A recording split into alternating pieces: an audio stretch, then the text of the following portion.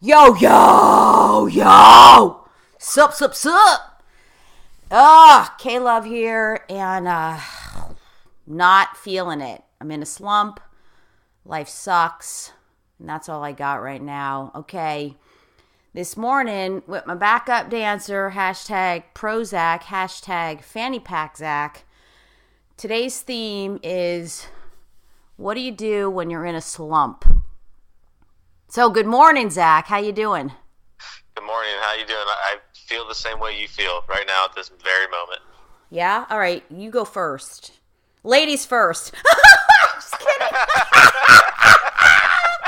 That was good. All right. Go ahead. What you got, Latricia? Good. Yeah. I mean, I don't know. Like, what what do we do? What do I do when I feel like I can help more people, or when I feel like I can just help, one person I may do my best helping one person. But really, I feel, it's such a confusing mindset that I have right now. I don't even know what I feel right now. Because when you get in that slump, you really don't know what you feel. You feel like you're great. You feel like you suck. You feel like you may be good one day. You feel like you need to work on something. There's so many different feelings going on in your brain that, what do you do about it? I don't know. What do you do about it?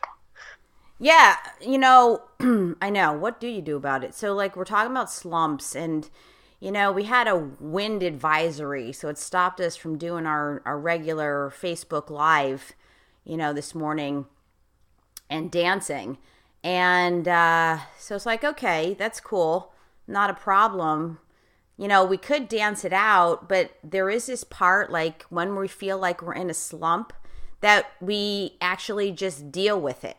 Go right toward it and declare a slump. All right, I'm in a slump. What does that even mean? Okay, right now, I'm just not feeling the same level of motivation, momentum, inspiration. And I'm like, what am I doing with my life? And then I have to look at myself and go, yeah, what am I doing with my life? What's not working? Where am I not happy? And confront the slump.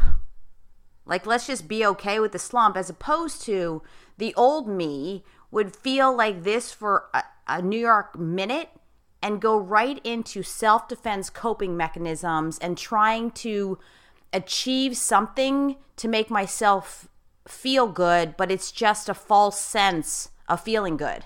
Do you understand that? Yes. And it's oh God, and this is what addiction's all about. And my first drug of choice is overachievement. I still have withdrawals.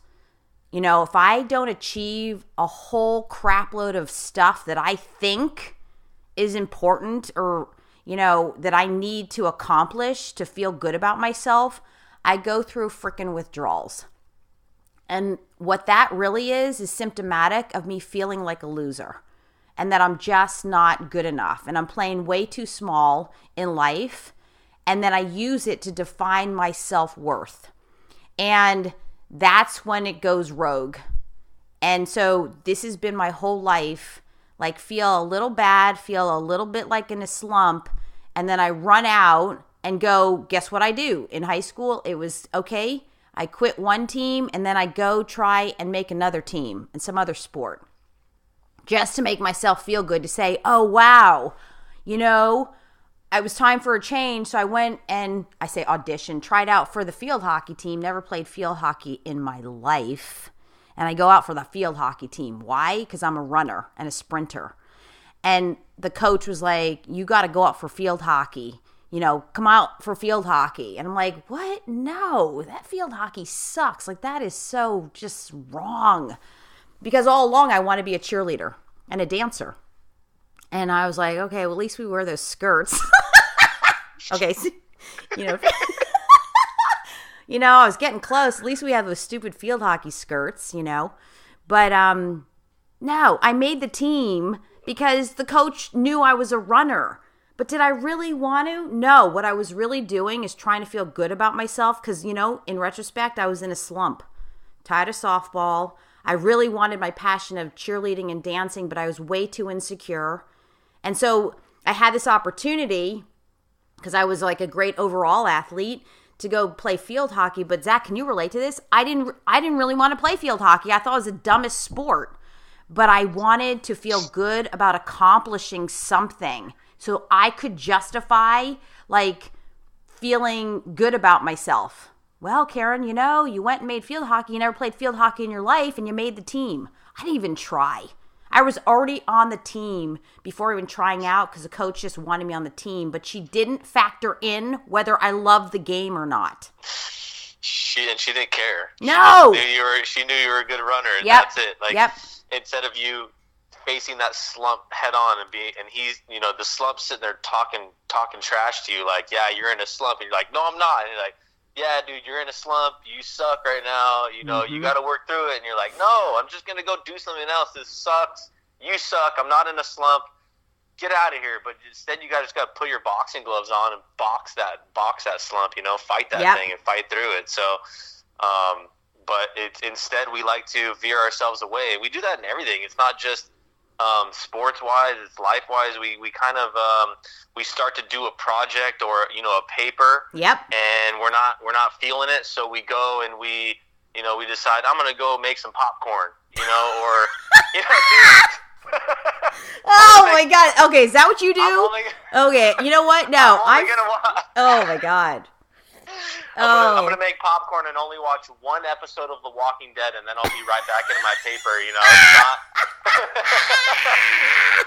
It's never just like I'm gonna beat this thing. I'm gonna figure out a way to just fight through this. And sometimes you do need a break from that slump, and you do need to kind of get maybe a breath of fresh air. But distracting yourself with another sport or distracting yourself with a bowl of popcorn, that's not the way to do it. Okay, I just want to say, oh my God, Nancy, you're so cute. Okay, you're what, like, you don't like popcorn or what? No, it's like, oh God. Okay, hashtag adorbs and then hashtag oh my effing God. What are we dealing with here, Nancy girl? I just make myself some popcorn and I watch Sex and the City reruns and I just binge. Oh, I love Sex. Right? I know, and I know I can make fun because we want to like be light about this, but also be serious. But it's like that is so cute. Like as a guy, I'm like, oh my God, that's so cute. And then, but I'm thinking, frickin' A, no. I wanted to go kill the raccoon last night. Like get my gun and shoot this fat raccoon, like to make myself feel better. No popcorn here. No watching TV. Let me hurt something or somebody. It's like, no, I have aggression. Like I need to like box it out, not even dance it out. That's not even going to help me right now. And I was so angry at the fat raccoon who killed my chickens. I need violence. That's how I deal with it. I need some like adrenaline, that need for speed. And, I say this and it is joking, but I seriously want that raccoon dead. Only because Bandito, I've named him, killed my 5 prize chickens. So that raccoon's got to go. But what is this really about? Let's dig a little deeper, Zach. Did I just scare you by wanting to kill the raccoon? Because you sound a little scared. No, I'm not scared. I'm wondering what you actually do instead of killing the raccoon. Yeah, I like, know. To get the aggression out. You said you like to get out with aggression. So, what do you actually do?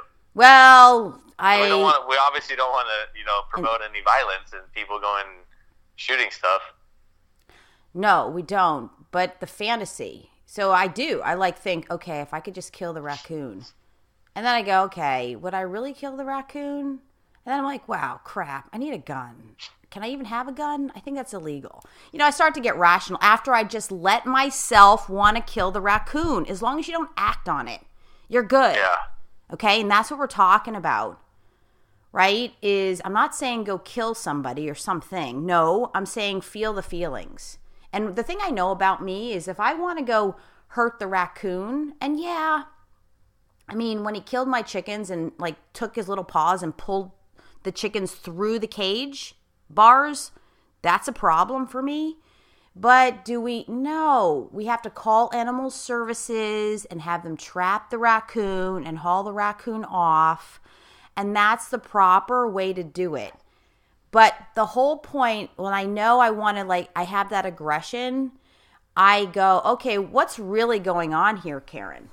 That's when I go, oh, flag on the field, right? Timeout, flag on the field. What is this really about? And so I know that anger is a cover-up for hurt and sadness, and that underneath it all, I'm feeling not good enough. I'm feeling inadequate. I'm feeling like a loser at some level. And that's what this is really about. Now, if I am addicted to overachievement and performance and have to always have a goal and then, make the goal, whatever it is, career, clients, income, training for the equestrian show ring, and I don't make it, if I don't win, then I'm clearly a loser. That's what this is really about. Do you understand that, Zach?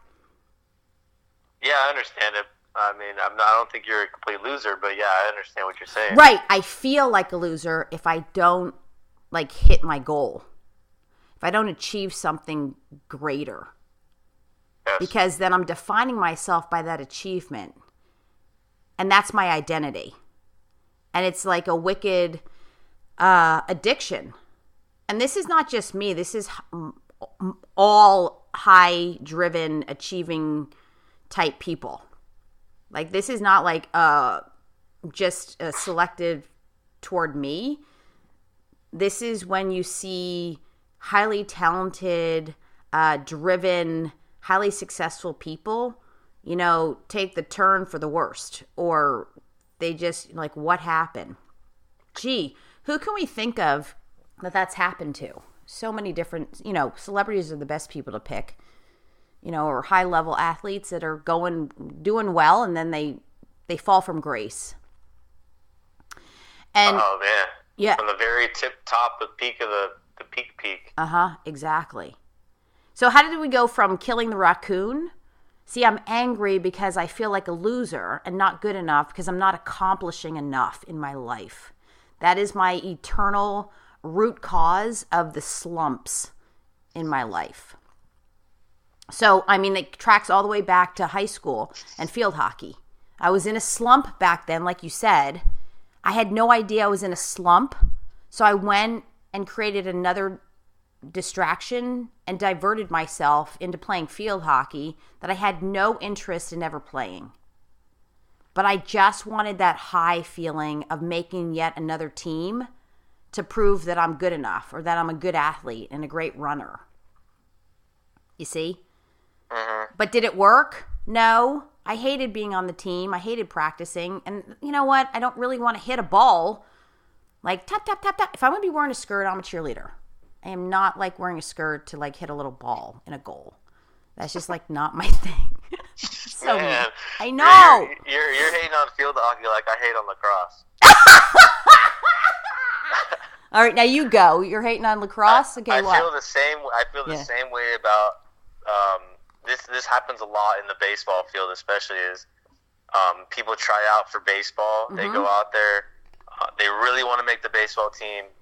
For some reason, people, kids, and men in particular love to be all about baseball. They want to make their high school baseball team. Yeah. They do whatever they can, and when they face a little bit of adversity, or even if they make their team, mm-hmm.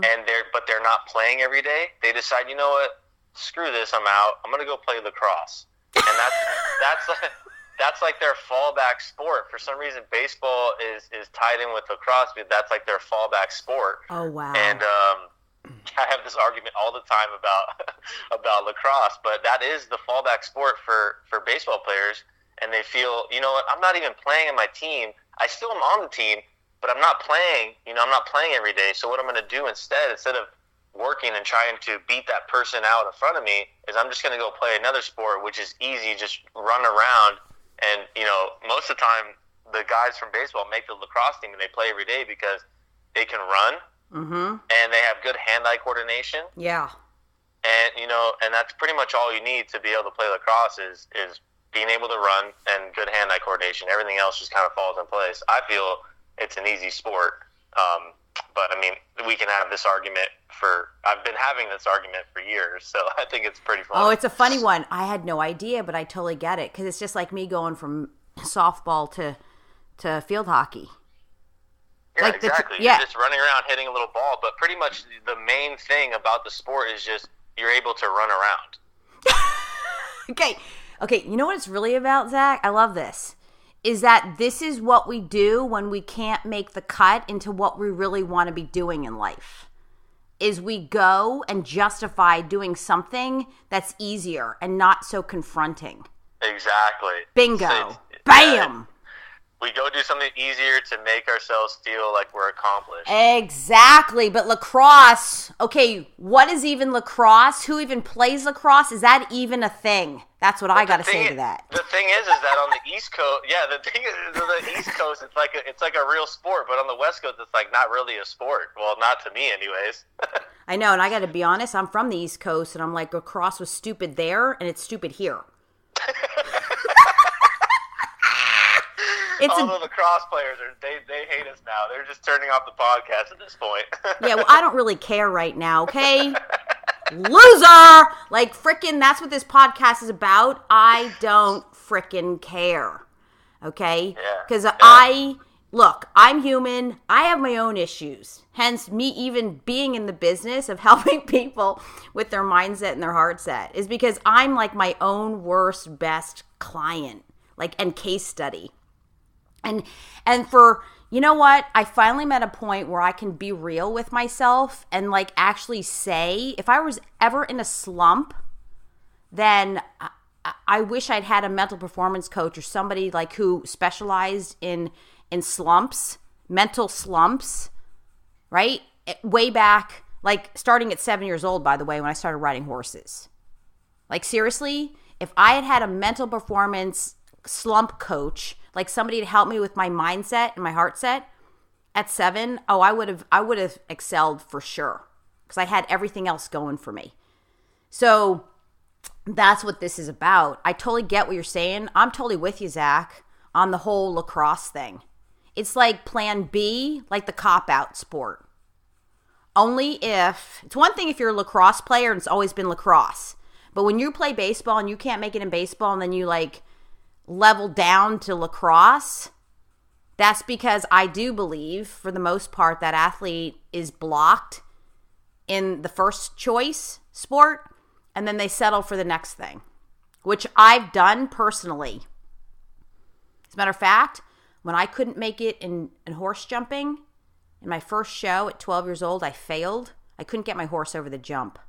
And I defaulted, and I slowly quit after that. I mean, I soon after quit horseback riding, only in retrospect. And guess what I did?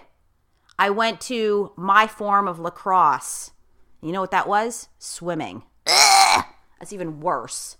I went to the easiest sport ever that I just happened to be good at, but I hated more than anything. I've lived it. I've done it. But what did I really want to be doing, Zach? Riding horses. How do I know that? Because I still ride horses to this day. But I went and I didn't. Zach, weigh in here, right? I swam and I happened to be a really good swimmer. But I used it again to hide behind because I couldn't face the pain of having failed as a young, driven, motivated equestrian.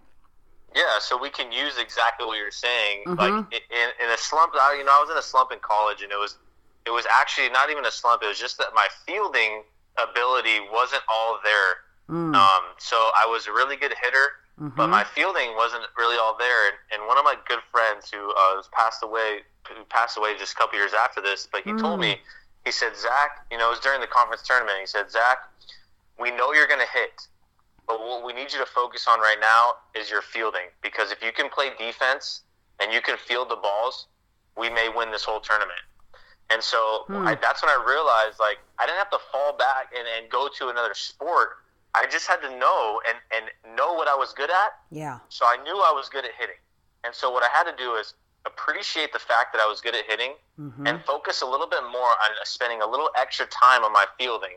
So that way, while I was still hitting good, my fielding was getting built up at the same time. But I was still appreciating what I already had. Yeah. So I already had, like you said, what came easy to me. So what came easy to you was swimming. So you just went and did that. Mm-hmm. But what came easy to me was hitting.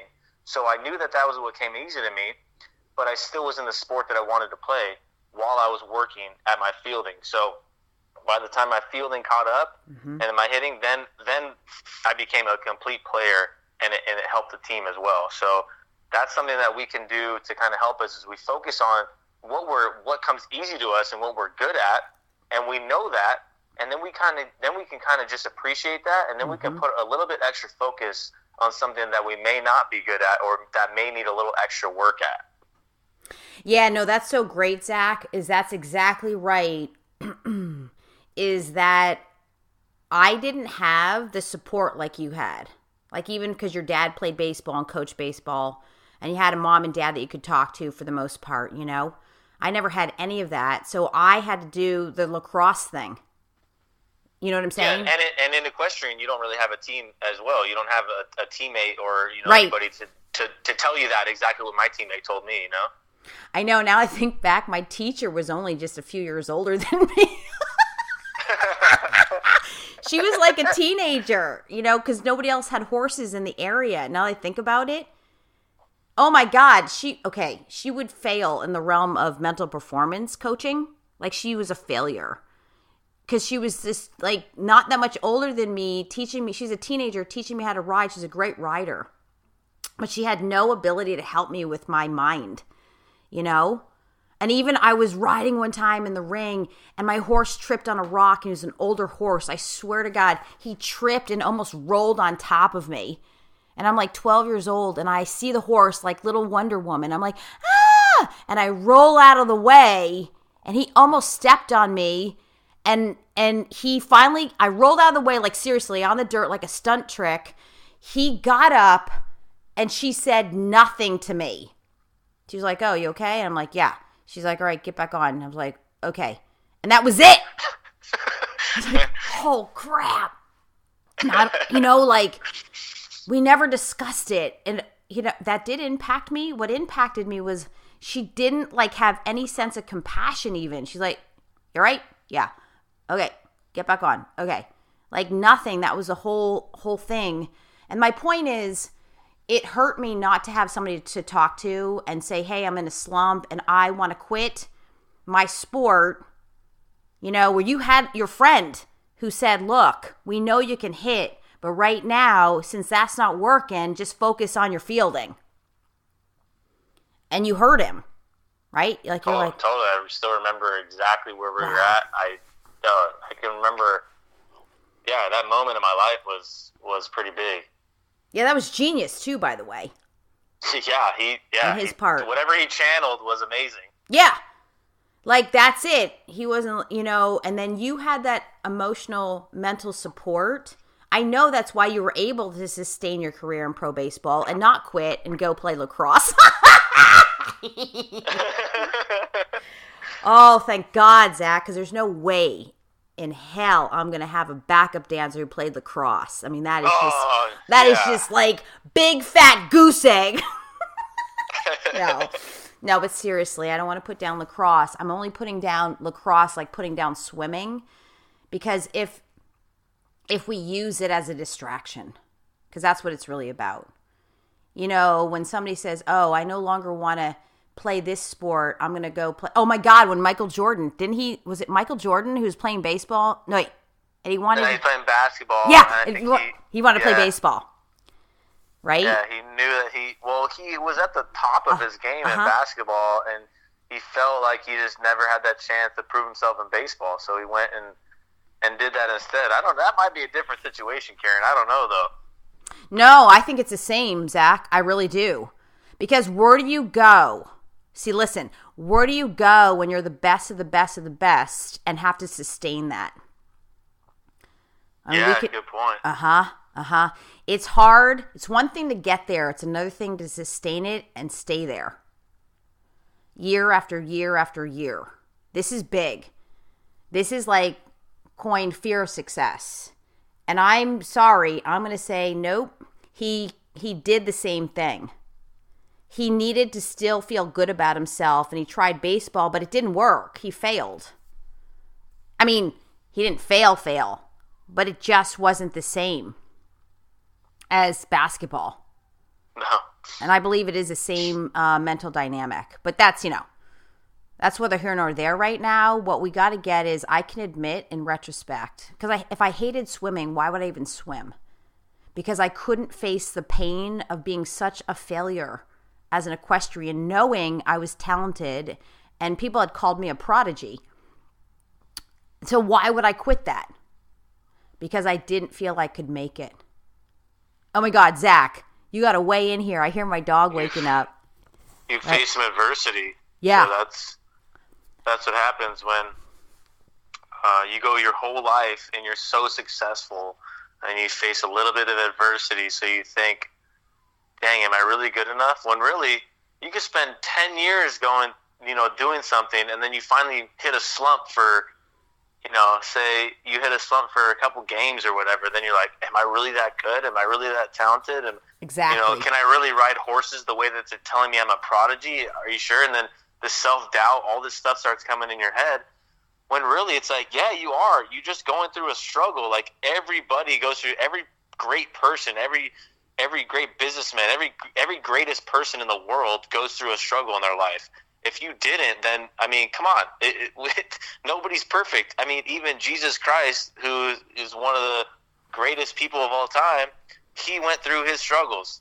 Yeah. And, I mean, come on. This is only a natural thing that you have to go through these struggles and these adversities, because it has to make you stronger. Yeah, exactly. And so, if I only had your friend say to me when I failed at that equestrian event, jumping, if your friend had been there, that would have made the difference. If he had said, Karen, that was just your first show ever and it didn't go well, but oh, by the way, that horse is old, probably was better that you didn't even jump him, because I worried about this horse being so old. Yeah. And so this isn't, this is, you just got to get back in that show ring and do it again, because this is what you love. Like, if I had him there to say that, I think it would have been a whole different ball game. But it's okay that it's not. I don't have a regret. But I just say, again, that me being able to face it instead of, like, quitting and swimming and then hating that. So, like, that scarred me. I hate swimming. I hate swimming to this day. I don't even take a bath anymore. I just, like, in the shower, poot, doot, out. I'm like, hate water.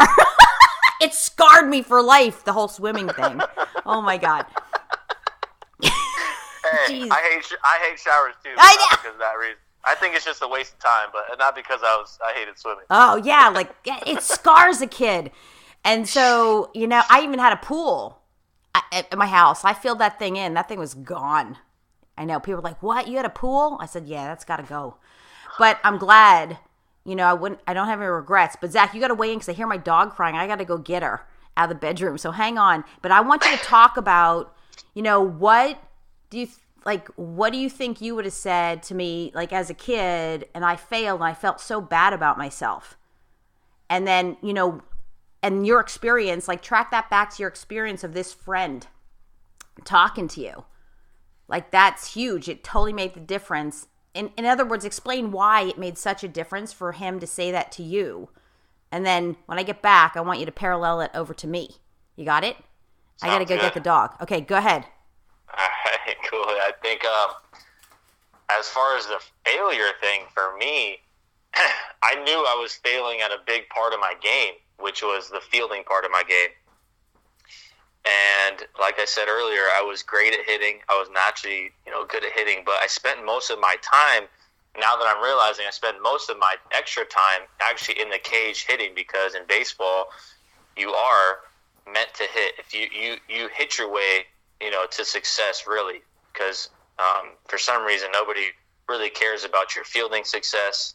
Nobody really cares about your base running success, which in my case, that would have played against me, because I was kind of known for my base running. But I think exactly what he said was, Zach, you're good at hitting. We know you're going to hit, but what we need you to work on is spend a little extra time on your fielding.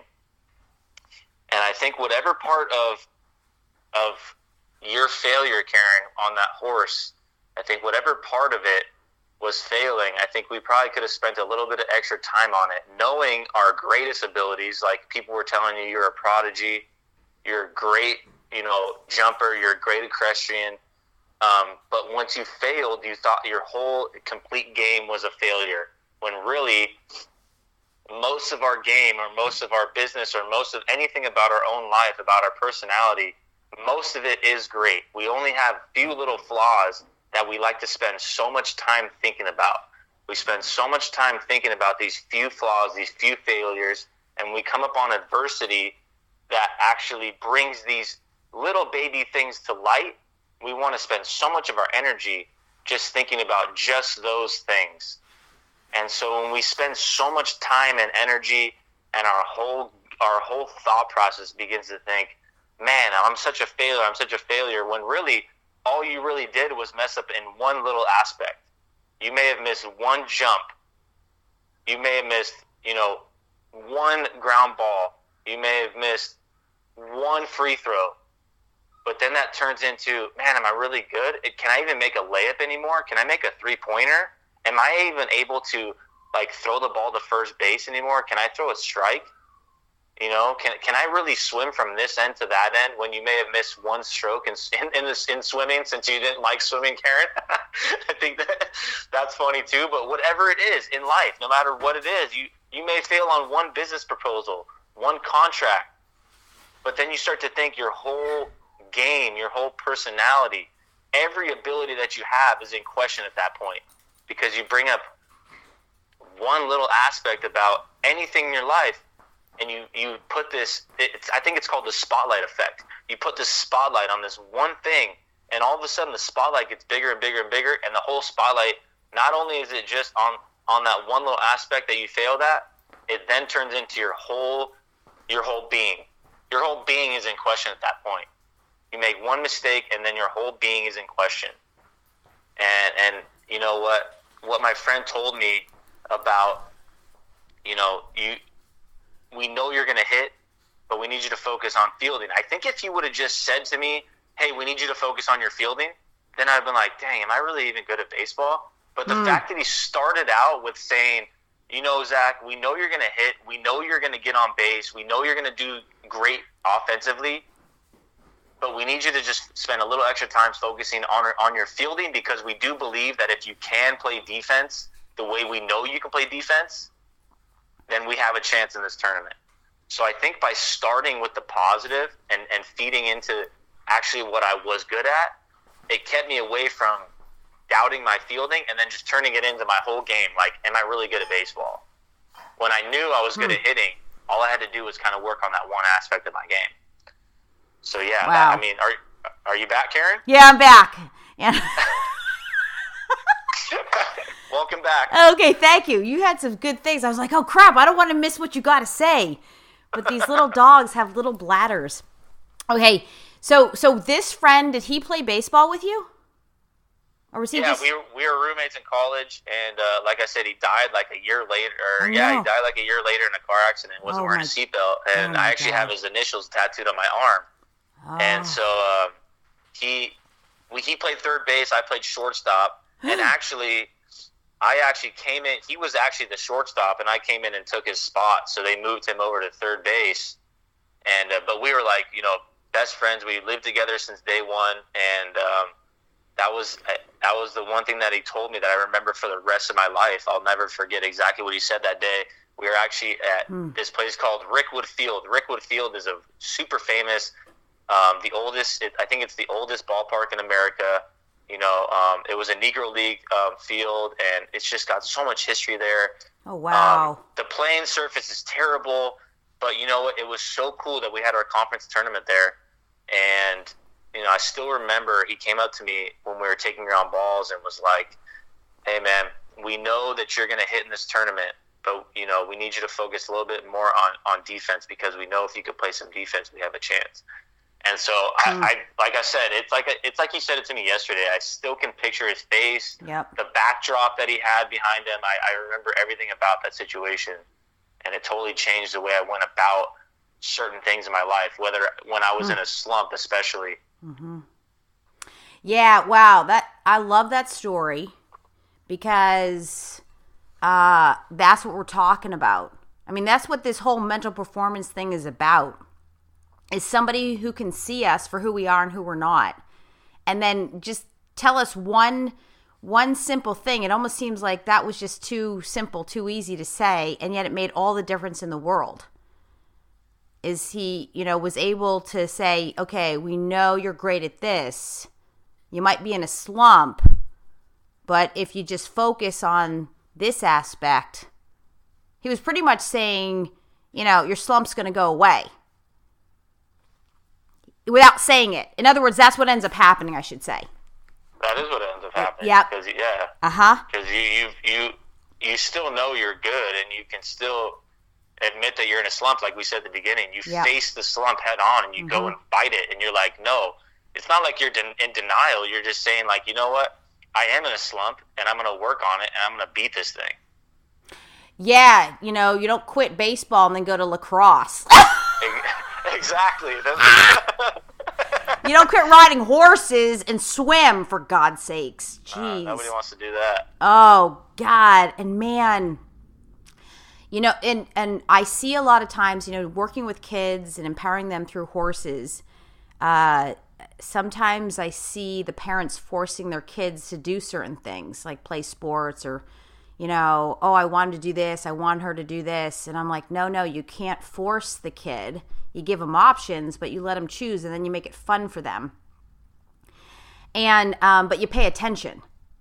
You pay attention because I think that also makes the difference, too, in supporting anybody. You don't even have to be a kid. Is how many times in life, like we're talking, this is not just about sports, it's about life. Because, Zach, you mentioned before we really recorded this podcast that you want to help more people. And I'm like, hey, wait a minute. Isn't it really about helping one first before we get to helping everybody?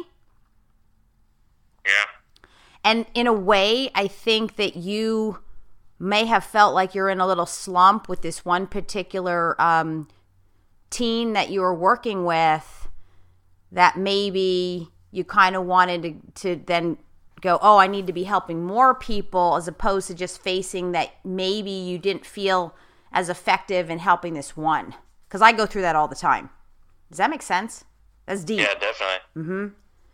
And that's what we end up doing. When we don't achieve what we set out to achieve consciously, it triggers fear. And that fear doesn't show up as blatant fear unless you are like in danger, or your life is in danger, you're being even murdered. We don't register the fear. In other words, the subconscious mind doesn't know the difference between the fear of being murdered and the fear of not meeting all your own expectations in your first choice sport or career or purpose. And then what happens is, instead of dealing with the fear, we say, oh, and we justify it. Maybe I'm not meant to play this or do this. And we then fall back on plan B. Oh my God, that's deep. Did you follow me? Deep. So deep. So deep. Oh, so deep. Oh, no, you didn't. Oh, yes, I did. Yeah. Oh, now I'm awake. Okay, like Mr. Raccoon, you're going down. You're going down.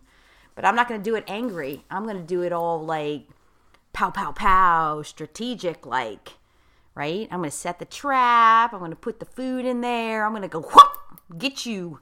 And then I'm going to drop you off at Animal Services. You're on your own, mister. Oh, but seriously. Okay, let's go back to the matter at hand. This was big, big, big. Is what we're really talking about here is the root cause of the slump. And to acknowledge that you're in a slump and really go, oh, wow, I'm in a slump. And instead of trying to go fix it or put a Band-Aid on it or try to avoid, that's the biggest thing. The human condition is to cover it up or mask it and run from it or hide from it and then go do something else. As opposed to going, whoa, I'm in a slump. Now what? Who do I talk to? Who can I call? What is a strategy here? Because if we really think about it, I mean, seriously, it hurts me to think that I gave up my first passion, horses, and something I was hugely gifted at. That is, now that we think about that, that was like the dumbest thing I could have ever had done in retrospect, is give up my greatest gift and passion. Like, that makes zero sense, right, Zach? Yeah, Zero. To this day, you know, I still have on my, bucket list, my dream list, my wish list, is to go back and compete. And I just ran into 2 equestrian instructors, right? And one of them teaches hunter jumper, and I'm like, oh my God, I got to take a couple lessons just for myself, you know, just for my heart, and still jump while I still can. And I'm not saying I'm going to be jumping over 4 or 5 foot fences. I don't know. But who knows? But the point is if we acknowledge the slump and let ourselves face it courageously and deal with it head on, we're less likely to go to plan B and stick with our passion. So we may not have to ever swim or play lacrosse, because the bottom line is we never really wanted to. We wanted to stay an equestrian, or we want to stay in baseball. Whoa! Did you get that? Yo, I got it. And also, I wanted to be a backup dancer, but I fell back on baseball. Oh, yeah. Oh! Rad insight, dude. No. I was like, no, I'm not going to do this. I'm just going to fall back on baseball. Oh, man. I see the tragedy in your life. Yep, there it is. To think you could have been on tour with my love, Chris Brown. Okay, let's not even talk about his emotional issues. But that's the draw. Okay, that's another podcast for another time. You could have been a Chris Brown backup dancer. Wait, oh no, you want to be a backup dancer with Michael Jackson. Yeah, but I don't know if that would happen either. Well, wait, I know, but who cares? Like, when you were talking about being a backup dancer, are you kind of... Yeah, it was, that's what it was. Like, that's when I really fell in love with it. It was watching, like, backup dancers during his shows and stuff like that, yeah. Right? Okay, if you want to be a backup dancer, all right, let's talk about this for just a minute. But, like, for him, man, geez, he was the guy. He was the dancer. Yeah. Did he even have backup dancers? Yes, he did. He did. Yeah, he did. Yeah, he did, but you know what? No one ever saw his backup dancers because he was just so freaking phenomenal. Yeah, he's amazing. Like, see, you just proved it. You're like, did he even have backup dancers? I'm like, yeah, he had like a whole bunch of them, but you didn't even see them because we were only focused on him, the genius. But let's get back to the matter at hand. Were you kind of joking about the backup dancer thing in baseball? yeah, I was just joking. Oh! No, because there's nothing wrong with, like, I'm always going to go for the backup dancer. Like, I'd pick a dancer over a baseball player any day. Truth be told. There you go. Yeah, but okay, so the baseball you did, but when I first met you, you did talk about other sports. Let's go down that road for a little bit. Was baseball your first choice? I don't know if I had a first choice, honestly, Karen. Huh. There was a point in my life where I decided. So there's a few things that happened. There was a point in my life where I almost quit baseball to play golf because I actually believed that I was probably better at it, and also it was an individual sport, and I felt that I'm a team guy, mm-hmm. But at the same time, I've always felt that I could go farther, like with a coach, but with somebody that was pushing me, not somebody that was always bringing out kind of the worst in me and bringing up my flaws and stuff like that. And I think that was because of my relationship with coaches at that point in my life. But also, there was a thing when I got to high school, I had to choose between basketball and soccer, and I knew I wasn't going to play on the basketball team going into high school, and I was really, really good at soccer, but I loved both of them. And I believe if I probably would have known, like if I'd have known that I was going to play, like actually play and start and on my basketball team, I probably would have played basketball. Huh.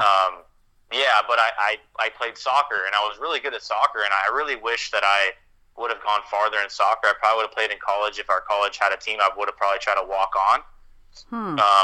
But yeah, so that was another point. That was a point in my life when I decided maybe I'm going to play golf and just kind of try to do something on my own.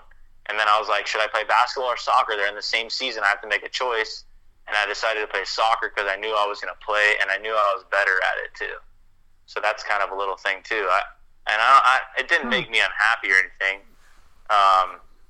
And I was always, my best sport, I believe, is soccer. I obviously didn't keep up with my skills since, before high school, so they've gone downhill. But I believe that was probably my best sport. Okay, but hang on. Your best sport versus your most passionate sport. Could those be two different things? I was most passionate about baseball for sure. Out of all sports, I was definitely most passionate about baseball, and that was because going to Dodger games when I was younger and always just playing, being with my dad. My dad coached me and my brother. I was always playing with my brother in the backyard. We were always, baseball was the number one, and it was my love for sure. I love everything about baseball. I love the history. Like I never understood how people can not understand the history of baseball. Like I loved the history of baseball so much. I think we all collected baseball cards and stuff like that. I don't know if we all did actually, but I was like obsessed with these things. I was always in the card store close to my house. I loved the history of baseball. I loved learning about old players I'd never even seen play before, players I'd only heard of. I loved hearing about their stats and little facts, and the history of the game was amazing to me. I loved it so much, and that's what I was really passionate about was the history of the game and how cool it was. It was like this, it had this like aura about it that was so mysterious to me that I just wanted to just know more and just dive completely into it. So I loved it so much, and I'm grateful for that sport. It was my life. Oh my God, Zach. Okay, so that's awesome. So you see the difference in just talking about it? You're most passionate about baseball, but you may have been more gifted in soccer. I mean, I was a gifted swimmer. I was a gifted athlete, right? And gifted sprinter. But my favorite to this day, still what I do, is riding horses and dancing. Isn't that interesting? Yep. I love what you just said there. That's like, whoa, dude, pass the doobie. Whoa. Whoa. Hey, Cheech and Chong. No.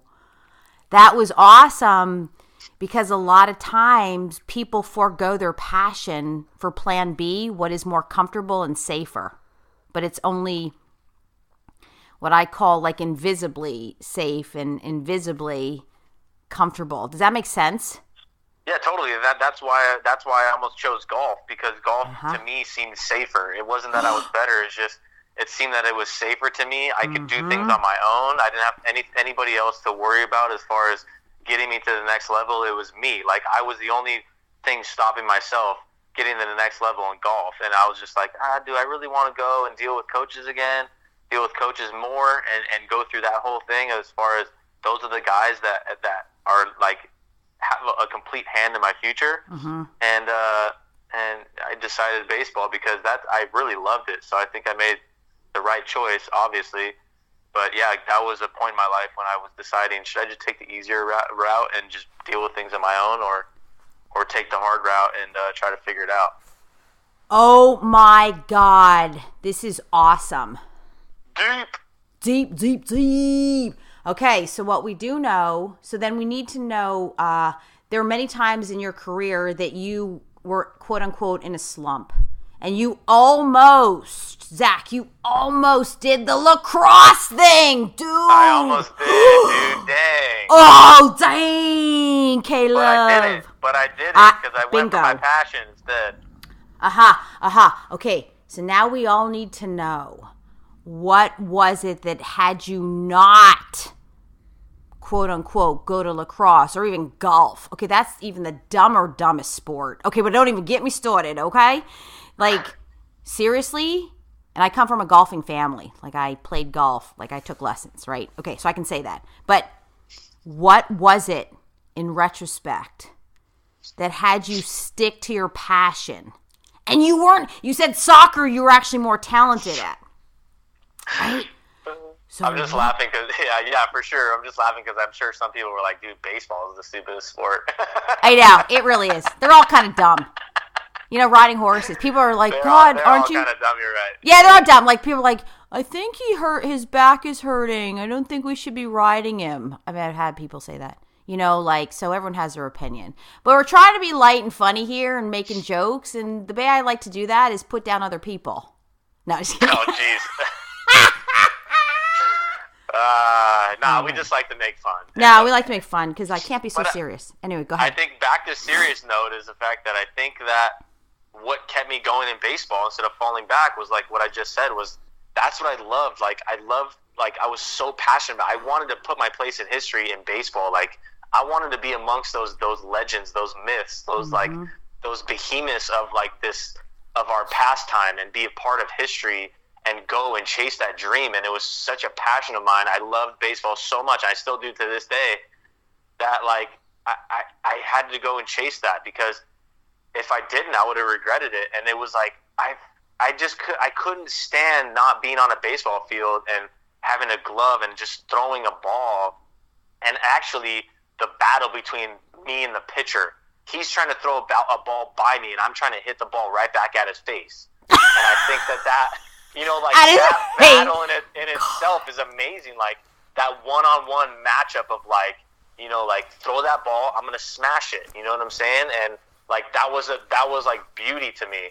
And I think the same thing with you with equestrian is like you had to be within one spirit with the horse. Yep. And perform this beauty thing. And like you were so passionate about like, dude, if I can become one with this horse, we can create magic. And you know, like that's so cool. And if that's what you're passionate about, you should be able to find passion in really anything, and especially something that if you are passionate about it, you should chase it and not just put it to the side and be like, yeah, that's kind of hard. Maybe I should just do something that's easier. Right. Okay, but let's go back to golf. You know, when you thought about maybe I should play golf, go back to that for a moment. What was it in retrospect now that had you considered it, but then what had you not go to golf?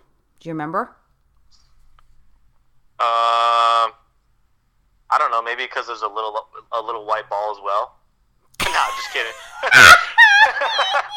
No, it was. I think it was the fact that I was decent at it. I was pretty good at golf, and my grandpa loved it. And my dad loved it. I played it a lot. I did like it, but it wasn't on the level of I wasn't in love with the history like I was with baseball. I wasn't in love with there was no battle of pitcher and hitter. There was no like playing defense and trying to make a diving play, and you know there was no game within the game really to me. Maybe there is. Maybe somebody can point that out to me. But there was no game within the game to me. It was like hit the ball. Whoever gets the least amount of strokes wins the tournament. You make a lot of money, and then there you are. You're famous. It wasn't like you know. And then you walk alongside your enemy, and you're like, "Hey, what are you shooting today?" I don't know. I'm shooting a 3-under. Oh, cool. I'm shooting a 4-under. You know, like. There's no like mano in that. There's no magic in that. You're hitting a ball, trying to get it in the hole, and that's it. There's like so many little things about baseball that I love. Yeah. And the history, the battle, the little games within the game, the mano pitcher versus hitter. Let's do this thing. The strategy of you have to actually make 9 people play together for 3 hours, and they have to make magic happen with 9 people completing this whole thing.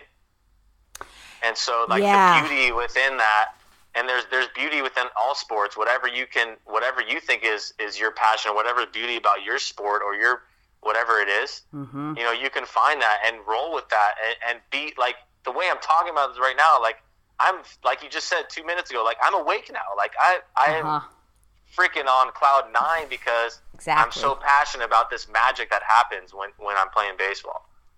Okay, so then you just really answered it for all of us. And what we're really saying is the reason why people don't stick and sustain their passions is because of the very thing we talked about today, is because they couldn't endure and persevere through the slump. Oh, did I just say that? Oh, I sure did. Oh, yeah. Oh, damn. I need a cigarette. That was good. Yeah, right? It's true. They can't persevere through the adversity of a slump, you know? Yeah, and the pain and the fear. Yeah, the pain, for sure. There's painful. And then the humiliation, the embarrassment. Oh, God. I was so embarrassed when I had to come out of that ring, right? After the horse, you get like 3 chances to get the horse over the jump, and he just refused. And I'm 12 years old. I could not cue him. It was really my job as a rider to get him over the first jump, you know? And I couldn't do it. I didn't have the self-esteem. And I didn't want to force him or push him. And I was humiliated in retrospect, right? And so I had to really work through this experience in my life that still impacts me today. It will show up over and over again of, Karen, you got to get back metaphorically into the show ring and try it again and try it again and try it again. And that's what people aren't able to do in the slump. And then we do the less painful thing is we quit and then we try something else. This is like so like deep, but so radically healing to understand this dynamic, you know? And so what happened was when I went back and thought about this situation, I remember my other student, she also took lessons from my teacher. All 3 of us rode the same horse in the same event. Even my teacher did the same event. So I was competing against my teacher. But then the other girl, Suzanne, she couldn't get the horse over the jumps either. Isn't that interesting? Now, my teacher was able to, but she went before us, I think. But the point is, when I said, oh, wow, it wasn't just me, Suzanne couldn't do it either. Not to make her like, oh, she sucks too. I thought, oh, okay, you know what? I'm not the only one who failed. I wasn't alone. But again, I ended up quitting. But the whole point is, you know, if I had had somebody there to coach me and help me with my mindset and understand that you just got to go back in and do it again, I would have stayed in. I know I would have. And how do I know? Is because I still ride horses to this day. That's how I know I would have stayed in. I didn't have that support. I didn't have the third baseman like understanding me. You guys are third base and shortstop. What's really the difference? Third base, they say he has a little stronger arm. No offense, Zach. I don't know. Is that true? I don't know. But I don't know either. Okay. But what we do know is that you had somebody who was on your team, like on your side, like rooting for you. And then you stayed true to your passion, Zach. This is what is so, the thing I respect about you most, quite honestly, is that you had the wherewithal to have a passion and then go for it and sustain it for 10 years. That is very rare. You know that's rare, yes? Yeah, for sure. And then you, even though you had one slump after another and you had major adversities with your coaches, you still said, no, I'm still going for it. And that's what it takes. It takes that passion. It takes the ability to understand you're in a slump and then to deal with it. Don't avoid it. Like, don't try to pretend you're not in a slump, because that's what the human brain just does that automatically for survival purposes, is that we don't even acknowledge we're in a slump. We just try to fix it. We just try to cover it up. You understand that, right? Yeah. And then what ends up happening? What ends up happening is it's a false sense of control, and it's unsustainable. That's when the athlete or the human being can't sustain it, and they end up by default having to quit or not make it. Does that make sense? Yeah. And so it creates even bigger problems. So the podcast today is, if you're in a slump, be okay, because it's part of life, and everybody's in a slump in one way or another. Whether it's going through a divorce, whether it's like having a job issue, or getting fired from a job, or feeling lost, or, am I helping enough people? I go through that all the time. Every day I go through, oh my God, am I really doing enough for the world? That's my biggest slump. But the whole thing is if we can admit we're in a slump and then go, oh, it's okay, and stay connected to our passion. Like everything, all the nuances you said, Zach, and why you love baseball so much, I had no idea. And you could hear your energy shift. You're like, oh my God, I love the history. I love this. I love that. Who knew? And then why? Now, it's not for everybody. But I know me, you saw my black stallion. He's not spectacular, Zach? Yeah, amazing. He is my baby. He is gorgeous. He's huge. He's stunning. And he's a love. And he's a stallion. He's like the black stallion. Like every girl who watches the black stallion, the movie, is like, I want a black stallion. Well, I have him. Right? But Isn't it's like black stallion, like the picture on every, like, what are those, like... Yes! What are those, like, romance novel, like, covers? Oh, yes! The black stallion, like, on his back legs. Oh, yeah, rearing up. Yeah, the black stallion. Okay, I'll be honest. The reason why I have to go with black stallion is because his tail and mane match my hair. Okay, truth be told. But seriously, no, it's the most beautiful horse ever to me.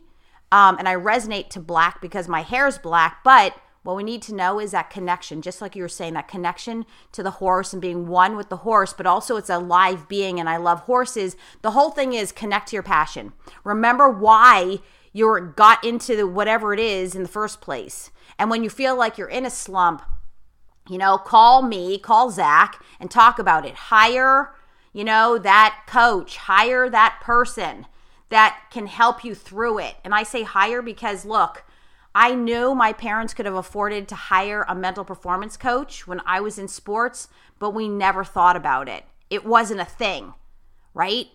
And now it's a huge thing, and there's no other way. Like all the elite athletes today, oh my God, even CEOs, CFOs, COOs, entrepreneurs, they consult with experts, they consult with people who specialize in the thing they're trying to achieve. That's what this is about. And don't feel bad about being in a slump, because everybody gets in a slump in one way or another. And that's the lesson today. Zach, what else do you see here as we're about to close? I kind of just see that, like, you have to be, like, your will. Like, yep.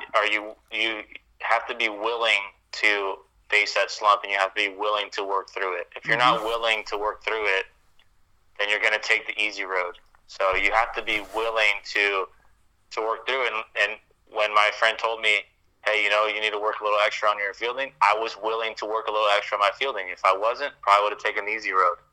So you have to be willing to work through that as well. Yeah, be coachable and trainable.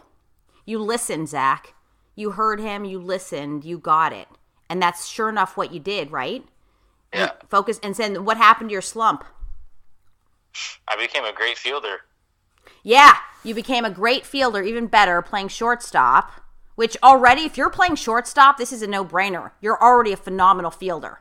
Sorry, that is the stereotype for the shortstop, right? And so now you even became even better. And then what happened with your hitting? It actually got better too. Bingo. That's what we're saying. Something miraculous and magical happens. And by the way, it is counterintuitive.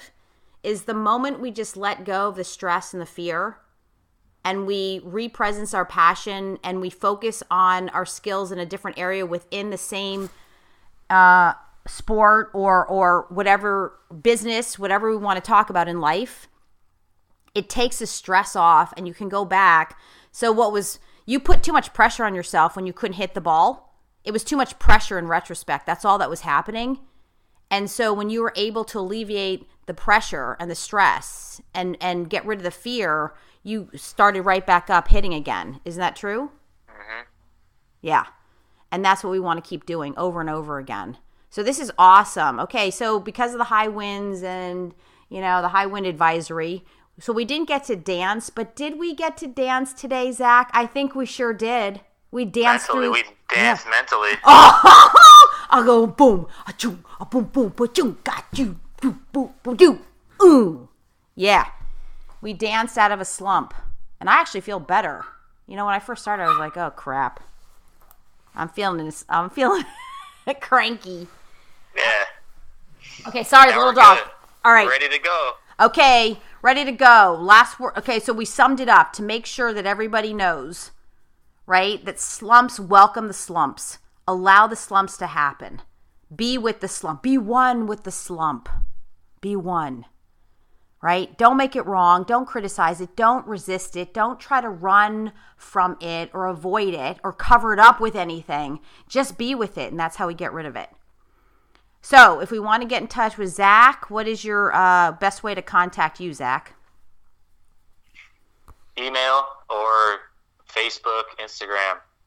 Okay, Zach Penprase. Yep, Zach Penprase 33 at Gmail, or you can hit me up on Facebook, Zach Penprase, and then my Instagram is Penprase6. Okay, wonderful. KarenLoveLee.com, Karen Love Lee. You can hashtag me, Google me. Karen Love Lee at Gmail. Right, Karen Lovely Instagram, Karen Lovely Karen Lovely Dreams Facebook, and a Karen Love Lee, also my Facebook friend page. But basically, you could Google either one of us, and you'll find us. Feel free to message us, email, and contact us if you have any questions, anything you'd like us to address on a podcast or on a Facebook Live dance day. You know, we're happy to address it because that's what this is about. It's about physical performance, spiritual performance, mental, heart performance, and that's what'll do it. And Zach, thank you for inspiring me with your whole passion thing for baseball. You know? No problem. Yeah, and the part I love best is that you're a very talented athlete. We know this about you, but for you to say, you know, Karen, I was actually better at soccer. So many people do what they're good at, and they forego the passion. You were willing to go with your passion and then get your skill level up to meet your passion. That's huge. And yes. That's so awesome and so freaking inspiring. And it was fun, too. I know, man. Oh, yeah. We got to release that video of you dancing in the locker room. Oh, okay. Anyway, thank you all for listening. We love you. You're amazing. And here's to your next slump. Yep. Cheers to your next slump. Yeah, cheers to your next slump. What? And we'll talk to you next time. Over and out.